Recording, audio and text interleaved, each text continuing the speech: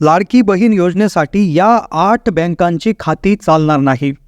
अत्यंत तातडीनं अर्जंट तुम्हाला या बँक खात्यामध्ये आत्ताच बदल करून घ्यायचा आहे.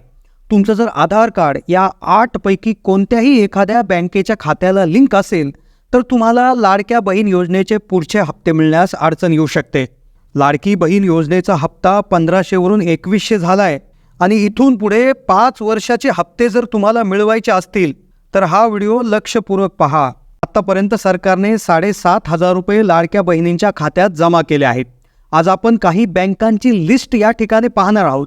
या लिस्टनुसार 8 बँका अशा आहेत की ज्या बँकामध्ये जर तुमचं खातं असेल, तुमचा आधार जर त्या बँकांना लिंक असेल तर अशा महिलांना मागचे पैसे कदाचित आले असतील.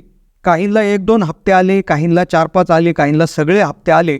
परंतु या 8 बँकांमध्ये जर तुमचं खातं असेल तर तुम्ही ताबडतोब ॲक्शन घ्यायचे आहे. ताबडतोब तुम्हाला हे काम करून घ्यावं लागेल. अन्यथा लाडक्या बहीण योजनेचे पुढचे हप्ते जे काय वाढलं 2100 रुपयाप्रमाणे येणार आहे.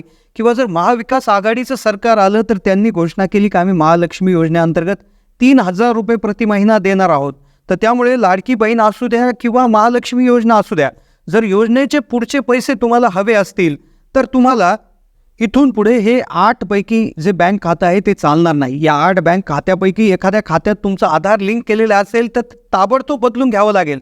कारण की आता 8च दिवस मुदत देण्यात आलेली आहे. शेवटची तारीख देखील व्हिडिओमध्ये सांगणार आहे, पण अर्जंट हा बदल तातडीने महिलांनी करून घ्यायचा आहे. त्या संदर्भात अतिशय अर्जंट सूचना देण्यात आलेल्या आहेत.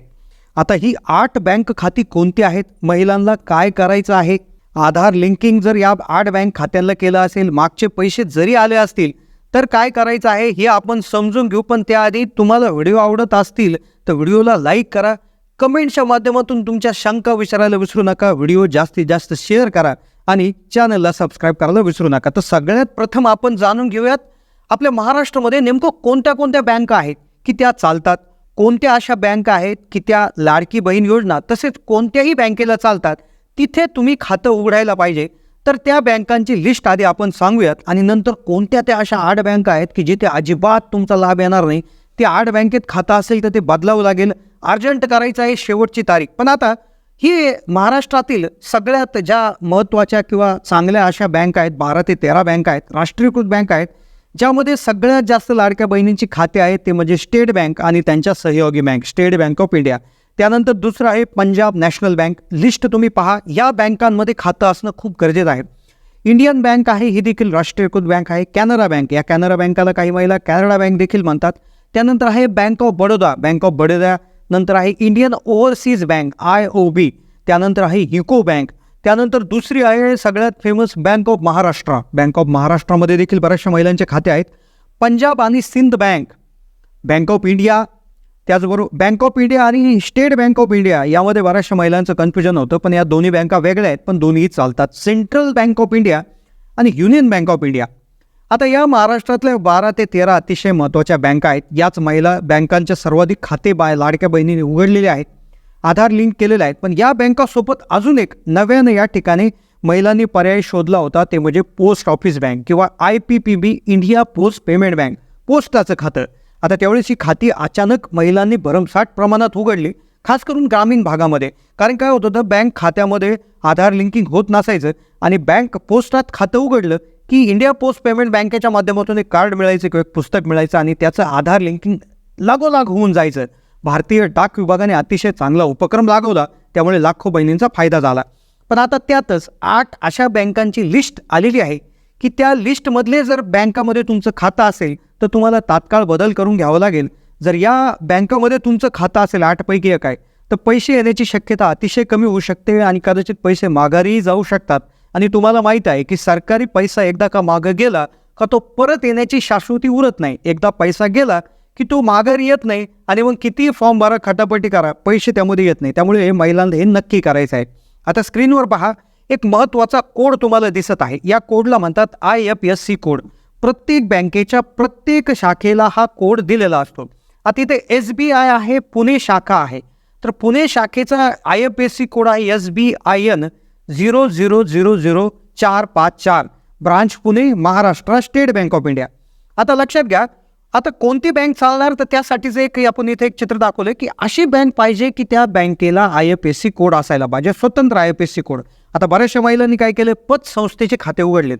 पतसंस्था ज्या आहेत तर त्यांनी काय केलंय की बऱ्याचशा पतसंस्थेला एकतर IFSC कोड नाही किंवा ते दुसऱ्या बँकेचा IFSC कोड वापरत आहे. मग ICICI बँक, ॲक्सिस बँक याला पैसे देऊन त्यांनी IFSC कोड मिळवलेला आहे.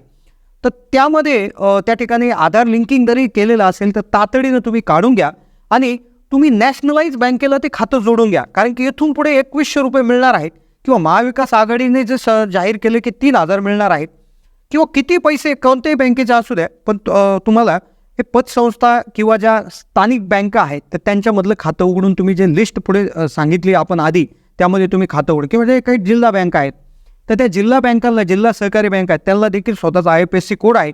आता लक्षात घ्या, जर जिल्हा बँकेचं खातं असेल, महाराष्ट्र ग्रामीण बँक असेल किंवा जिल्हा बँक असतील तुमच्या जिल्ह्यातल्या, त्यांचे खाते असतील आणि त्यांना IFSC कोड असेल आणि तुम्हाला आत्तापर्यंत सगळे हप्ते आले असतील, म्हणजेच उदाहरणार्थ जुलै, ऑगस्ट, सप्टेंबर, ऑक्टोबर, नोव्हेंबर म्हणजे असे 5 हप्ते 7,500 आले असतील, तर तुम्हाला काळजी करण्याची गरज नाही. तुम्हाला पुढचे हप्ते देखील 100% मिळतील. तुम्हाला दुसरं खातं उघडायची गरज नाही. पण ज्या महिलांनी नॅशनलाइज बँकेत खातं न उघडता कुठल्या तरी पतसंस्थेत उघडले किंवा अशा बँकेत उघडले की ज्यांचा IFSC कोड त्यांचा नसून दुसऱ्याचा आहे, तर त्यांनी तातडीनं State Bank of India, Punjab National Bank, Indian Bank, Canara Bank, Bank of Baroda, Bank of Maharashtra, Punjab Sind Bank, Bank of India, Union Bank, Central बँकेमध्ये कुठल्या तरी एका बँकेमध्ये खातं उघडून घ्यायचं आहे. आता कोणत्या त्या 8 बँका आहेत की ज्यांची खाती चालणार नाही. आता काय आहे, महिलांनी पूर्वी कधीतरी खातं उघडलं असेल, पण त्या ज्या बँका आहेत तर त्यांचं विलिनीकरण झालेलं आहे. त्या बँकांची लिस्ट एकदा सांगतो. पहिले आहे देना बँक, त्यानंतर विजया बँक. देना बँक आणि विजया बँकेचं जे आहे मर्जर किंवा विलिनीकरण झालं बँक ऑफ बडोदामध्ये. त्यानंतर सिंडिकेट बँकेचं विलिनीकरण कॅनरा बँकमध्ये, अलाहाबाद बँकेचं इंडियन बँकमध्ये, त्यानंतर ओरिएंटल बँक ऑफ कॉमर्स आणि युनायटेड बँक ऑफ इंडियाचं पंजाब नॅशनल बँकमध्ये. त्याचबरोबर ह्या 5 बँका आहेत, state Bank of Bikaner Jaipur, state Bank of Hyderabad, state bank Mysore, state bank Patiala, state bank Trivandrum, ते भारतीय महिला बँकेचं स्टेट बँकेमध्ये विलिनीकरण झाले. युनियन बँकेमध्ये आंध्रा बँक आणि कॉर्पोरेशन बँकचं विलिनीकरण झाले. मग ज्या महिलांचे जुने खाते या ज्या विलिनीकरण झालेले आहेत त्या बँकांचं त्यांच्याकडे पासबुक असेल, त्यांचं हे असेल, तर कदाचित त्यांना प्रॉब्लेम देऊ शकतं. तर त्यामुळे त्यांनी त्यांचं पासबुक बदलून घ्या, त्यांचा म्हणजे IFSC कोड बँकेमध्ये जाऊन चेंज करून घ्या. तर अशा पद्धतीनं ज्या बँकांचं विलिनीकरण झालेलं आहे तर त्या बँकांची लिस्ट आम्ही तुम्हाला दाखवली. त्या लिस्टमध्ये जर तुमचं बँक खातं असेल तर तुम्हाला तातडीनं काम करावं लागेल. या व्यतिरिक्त तुम्ही तुमचं आधार लिंकिंग परत एकदा चेक करून घ्या. जर आत्तापर्यंत पैसे आले असतील तर काही अडचण नाही, पण पैसे आले नसतील तर तातडीनं तुम्ही UIDAI या वेबसाईटवर जाऊन आधार सीडिंग स्टेटस तुमचं चेक करून घ्या. हे तातडीनं करायचं आहे. शेवटच्या तारखेची वाट पाहू नका. सोशल मीडियावर 15 नोव्हेंबर ही लास्ट डेट सांगण्यात येत आहे, पण तुम्ही वाट पाहू नका. तुम्ही लगेच आजच्या आज त्या ठिकाणी काम करून घ्या. ती होती अतिशय महत्त्वाची माहिती. अशाच माहितीसाठी चॅनलला सबस्क्राईब करून ठेवा. जास्तीत जास्त लोकांना व्हिडिओ शेअर करा. धन्यवाद.